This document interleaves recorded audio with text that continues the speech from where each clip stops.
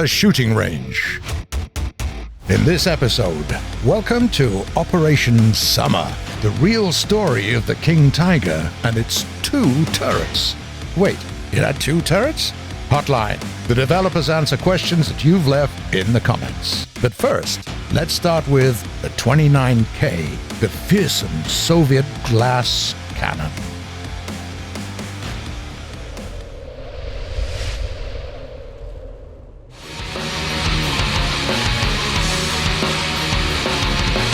The 29K is a Soviet Tier 3 tank destroyer, originally designed as the Speer. It looks rather weird, can't survive a rifle shot, and to make things even more interesting, its gun is quite short, compared to, say, the German flak. Well, at least it doesn't have a high battle rating, right? But don't let it fool you. This baby has a few tricks up its sleeve. Firstly, its off-road performance. The 29K is based on a 6-wheel chassis of the Jag-10 truck. That means that you can stop planning your routes, just power through all the trenches, hills, and mud you can find. Then there's the gun. At a low battle rating, this 76mm caliber beast can pierce 124mm of armor from 500 meters, and at that distance, the 29K is way out of reach of the jumbos, the KVs, and other dangerous tanks of this sort. Then let's remember that it needs only 5 seconds to reload. This one is a death machine. Some of you might say, this is all fine, but the gun and almost all the crew are way too open to enemy fire. That's true, but if you put your mind to it, you can place the vehicle in a way that will ensure the survival of the driver and the radio operator. Then you'll still have a chance to regroup and fire a few extra shots. Yes, that 29K is not very agile. Its gun traverses really slowly, and the gun depression is, well, depressing. Not to mention those HE shells can hit an enemy aircraft only if you fire at point-blank range. Possibly. But don't bother about planes. They're not your concern. The 29K serves another purpose. This is an SPG with a gun that is much better than the ones on T-34s and KVs. The shells come packed with way more explosive matter, and the ballistics is amazing. Any experienced player will tell you right away how important it is to inflict massive, instant damage. So, if you decide to drive this vehicle into battle, here are some simple rules that might help you to come out on top. First of all, don't rush to the front line.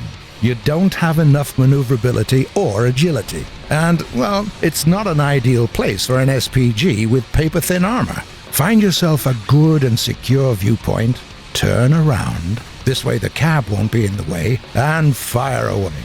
You'd also want to keep in mind that the cabin has to be hidden at all times, not just because it's nice to have at least a couple of crew members, but because the engine is located right under the cab, and you really don't want to go up in flames after the very first machine gun shot.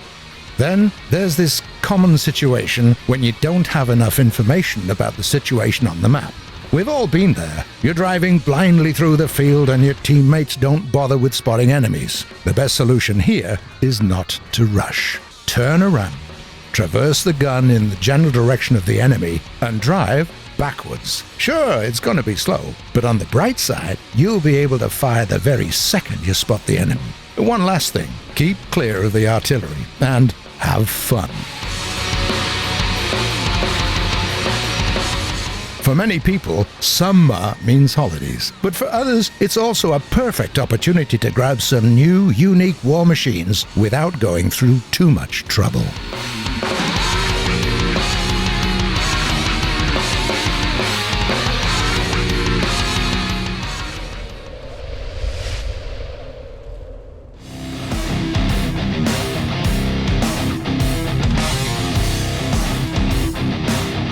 From the 28th of July until the 28th of August, the players can add some great new vehicles to their collections. The list includes the Panzer Speerwagen with a powerful PaK-40 gun, a high-altitude interceptor, the P-43A-1 Lancer, the Chinese anti-aircraft gun of Type 65AA in the USSR Tech Tree, and a powerful Japanese high-altitude fighter, the Ki-94-2. To obtain those beauties, you just need to complete a few tasks in both ground and air battles. After achieving any 3 out of 5 goals, you get a special operation token. You want the specifics? Here you go. There are the 5 goals for the tankers in the arcade mode. Destroy 40 enemies. Achieve a score of 2,000 points in 8 or more battles. Get the achievement Supporting Fire 5 times. Win 10 battles where you've been active 70% of the time. Or destroy 11 enemies in 1 battle. On a ground vehicle, of course.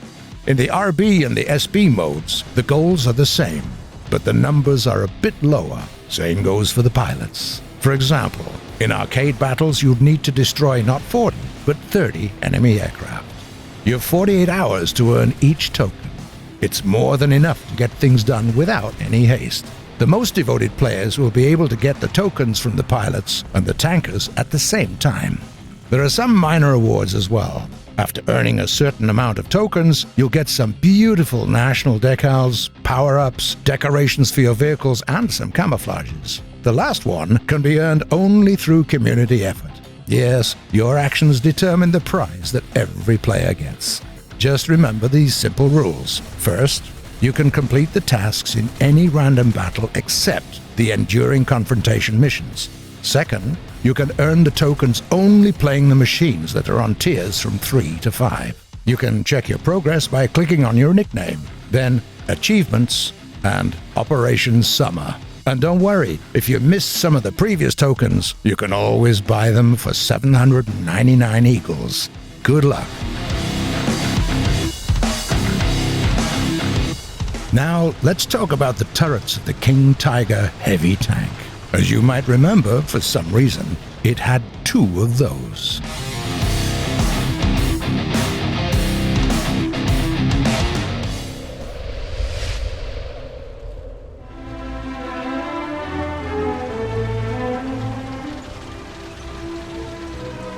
A fact is a fact. The King Tiger heavy tank had not 1, but 2 turrets that are usually called the Porsche turret and the Henschel turret. Rumor has it that the first one was made by the Porsche company for its own tank, and it didn't go into service, so the turrets that had been already built were attached to the chassis made by the Henschel company, which later created its own turret. Well, that's not true. In fact, both turrets were designed by the company called Krupp. Here's how it all really happened.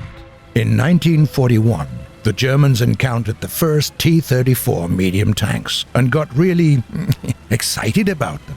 Some say that they were most impressed with the hull and its inclined armor plates. But that wasn't the only interesting thing they saw. The first T-34s had a very special frontal armor and turret protection. Only 1 bent armor plate. That's what got the attention of the German engineers. Why?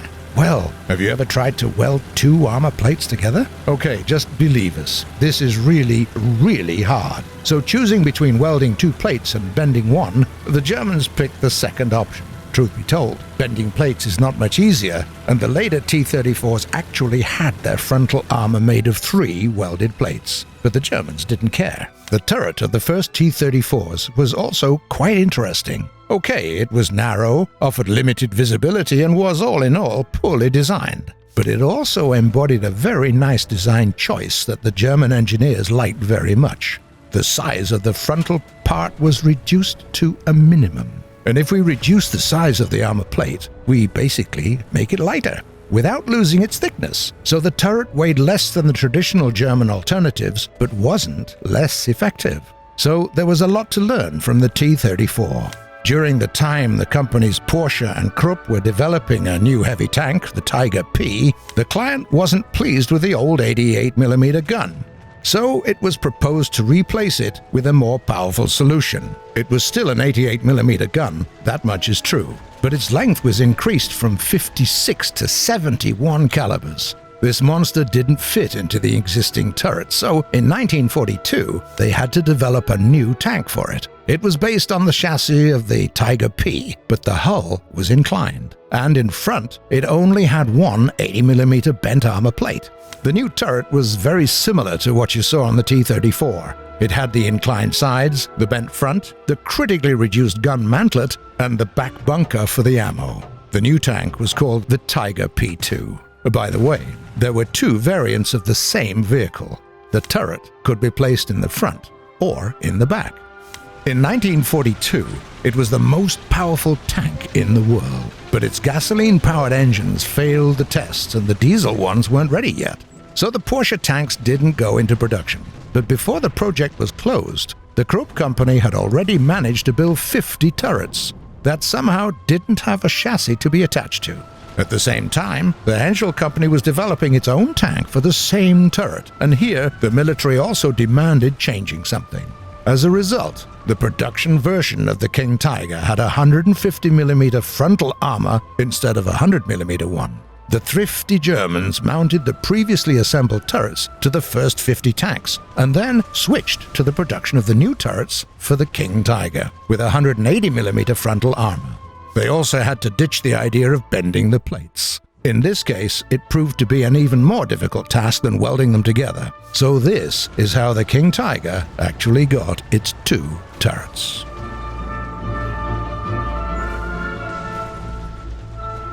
Get ready for the traditional last part of our show, Hotline. Developers answering questions from the comments.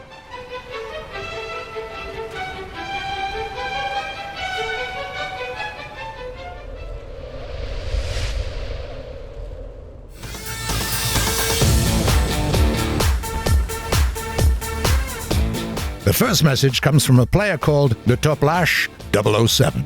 He wants to know if we're gonna add the fairy gannet to the British tree.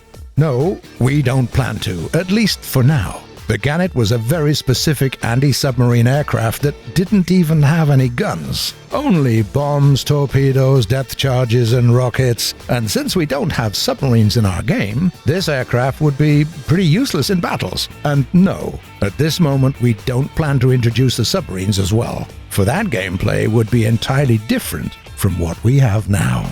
A player that goes by the name of Mr. Mosby asks, will we get AI planes in the test flight, like we have tanks in the test drive? When you click the test flight button, there is an option called Mission Editor. There, you can create any scenario you like: patrol, interception, assault, and others on different maps, and with up to 80 AI-controlled planes. Then there's a question from Cinderkill. Will any other wheeled tanks find their way in the game? Yep, keep your eyes peeled. Can't tell you much right away, though. And at last, very important message is written by James 32197. When will you add Stalinium? What do you mean, add? That's it for today, but feel free to write your question in the comments below. We do read them all, and you might see some of them answered in the next episode. If you like what we're doing, don't forget to subscribe to our channel. See you on the shooting range.